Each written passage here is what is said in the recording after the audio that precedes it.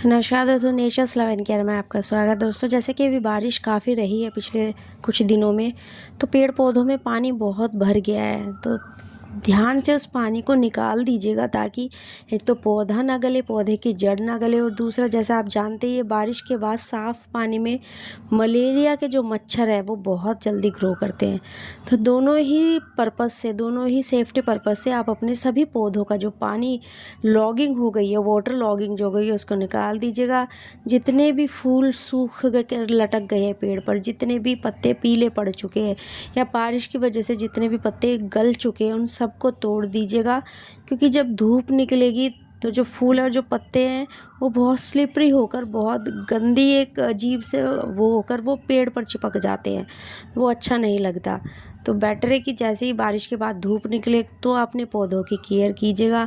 अगर आप चाहते हैं कि जैसे ये अपराजिता का पौधा है कि इस पर फूल आते रहे, फूल आने बंद ना हो, तो इसकी ये दोस्तों फलियाँ ज़रूर तोड़ दीजिएगा।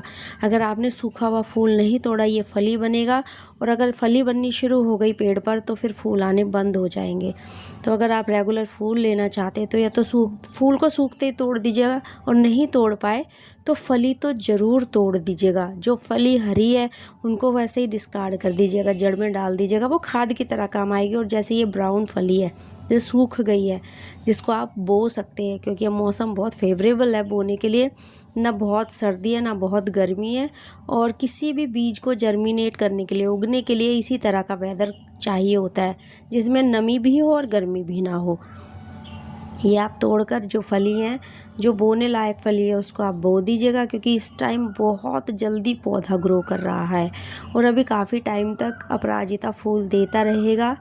तो मैंने यही किया। मेरा एक छोटा, जो बहुत छोटा पौधा है, जिसकी मैं रेगुलर फूल सूखते ही तोड़ देती हूँ, उस पर फूल आ रहे हैं, और जो मैच्योर पौधा है उस पर फूल आने बंद हो गए। ये देखिए दोस्तों, मैंने फली को तोड़कर ये जो ब्राउन फली में से बीज निकले हैं, मैंने इसमें डाल दिए थे लास्ट वीक।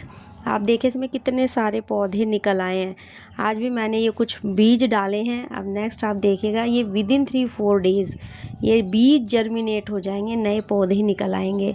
तो ये बहुत अच्छा वेदर है। नए, अगर आप पौधे नए स्टेम से कोई पौधा लगाना चाहते हैं, बीज से कोई पौधा लगाना चाहते हैं, तो ये आप लगा सकते हैं। ये बहुत ही अच्छा वेदर है और ये पौधे बहुत ही जल्दी ग्रो कर जाते हैं। तो आप ये लगा लीजिएगा। ये देखिए मेरे अपराजिता के कितने सारे पौधे आ गए हैं। दोस्तों, मैंने बीज से अपराजिता के बहुत सारे पौधे उगाए थे, जिसमें से कि मेरे पास इस वक्त सिर्फ 3 पौधे बचे जिन पर फूल आ रहे हैं। अब ये नए पौधे मेरे जो उगे हैं, अब ये पौधे जैसे ही हम रीपोर्ट करेंगे, मतलब यहाँ से इनको ट्रांसफ़र करेंगे बड़े गमले में, तब जैसे ही इन पे फूल आने शुरू हो जाएंगे, मैं इनको भी डिस्ट्रीब्यूट कर दूँगी। क्योंकि आप नर्सरी से अगर लेने जाते हैं तो ये आपको 100-120 रुपये का पौधा मिलता है। तो इससे बहुत अच्छा है कि अगर जिनके घर में भी बगीचा है, वो खुद से जर्मिनेट करके पौधा उगाकर अपने नियर एंड डियर वंस को इसको डिस्ट्रीब्यूट करें। ये अच्छा भी होता है दोस्तों, ऑस्पिशियस भी होता है घर के लिए, और एज अ गिफ्ट अगर आप इसे किसी को देते हो तो ये भी बहुत अच्छा माना जाता है। क्योंकि आप सब जानते ही हैं कि अपराजिता का जो नीला फूल होता है वो भगवानों को कितना प्रिय है। भगवान कितने खुश होते हैं अगर आप वो फूल तोड़कर भगवान पर अर्पण करते हो। तो इसी तरह से आप भी अपने बगीचे में, ऐसा जो वेदर अब चल रहा है, जिसमें बारिश भी है, धूप भी है, नमी भी है, तो इस वेदर में आप भी अपने घर में जो बीज इस वक्त उग सकते हैं, जैसे कुछ सब्जियां इस टाइम उगती है, वो आप उगा सकते हैं। कुछ फूलों के पौधे इस टाइम बहुत अच्छे से फ्लरिश करते हैं, उगते हैं, वो आप उगा सकते हो। तो इस तरह से आप पौधे उगा सकते हो। और अगर आपको लगता है कि आपको इन पौधों की ज़रूरत नहीं है क्योंकि आपके पास ऑलरेडी है, तो जो फूल वाले पौधे हैं, जो आपके नियर एंड डियर वंस जिनको गार्डनिंग पसंद है, उनको आप दे सकते हो। ये क्या होगा कि आप प्रकृति से भी जुड़े रहेंगे और दूसरों के घरों में भी अपने बोए फूलों के पौधों से रौनक लाओगे। दोस्तों, सोच कर देखिए, जब आप अपनी मेहनत से किसी पौधे को बोते हैं, वो पौधा बहुत अच्छे से ग्रो करता है, बड़ा होता है।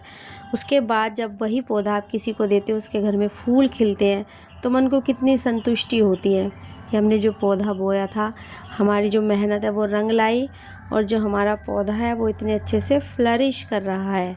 तो इसी तरह से आप भी अपने गार्डन में पौधा बोकर किसी को भी उसको गिफ्ट कर सकते हैं। ज़रूरी नहीं है दोस्तों गिफ्ट के लिए कुछ स्पेशली दिया जाए।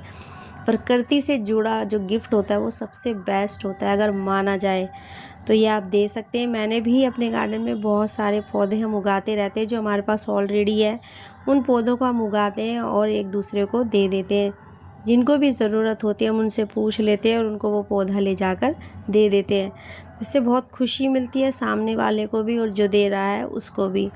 और इनको उगा पाना बहुत मुश्किल नहीं है। जब आप गार्डनिंग करने लगते हो तो आपको सब कुछ करना आ जाता है। आपके लिए कुछ भी डिफ़िकल्ट नहीं रहता, बहुत ईज़ी सब कुछ हो जाता है। जिसको करते हुए आपको लगता है कि ये तो बहुत ईज़ी था, जो हमें बहुत टफ़ लगता था। क्योंकि जब आप केयर करने लगते हैं पौधे की तब आपको सब कुछ करना आ जाता है। तो इसी तरह से आप भी पौधे उगा सकते हैं। दोस्तों, मेरे गार्डन में बहुत सारे पौधे ऐसे हैं जो हमने खुद से ही ग्रो किए हैं। जैसे शुरू में हम नर्सरी से पौधे लाते थे तो हमें कुछ भी नहीं पता था, क्योंकि आइडिया ही नहीं था गार्डनिंग का, शुरुआत थी। लेकिन अब हर चीज़ का हमें नॉलेज है, हर फूल का, हर पेड़ का, उसको कैसे बोना है, किस सीज़न में बोना है, उसकी ग्रोथ कितने दिन में वो जर्मिनेट होगा, कितने दिन में उसकी ग्रोथ होकर उस पर फूल आ जाएंगे। ये आइडिया अब हमें सब कुछ आ चुका है। घर का ही खाद कैसे बनाए, उस घर के खाद के क्या रिज़ल्ट है, वो प्रैक्टिकली हमें सब कुछ पता चल गया। तो प्रैक्टिकली जब आप कोई भी चीज़ करते हैं तो आपको भी सारी चीज़ों का आइडिया हो जाता है। बस थोड़ी सी ज़रूरत है आपको अपने पेड़ पौधों को रोज़ केयर देने की। अपने पेड़ पौधों को रोज़ सुबह या शाम के टाइम 10 मिनट के लिए या 5 मिनट के लिए ज़रूर जाए उनको सहलाने, उनको देखने कि कौन सा पेड़ ठीक है, किस पेड़ में कोई प्रॉब्लम है। तो इससे क्या होगा दोस्तों, आपका जो पेड़ है वो बहुत अच्छे से फ्लरिश करेगा बच्चे की तरह।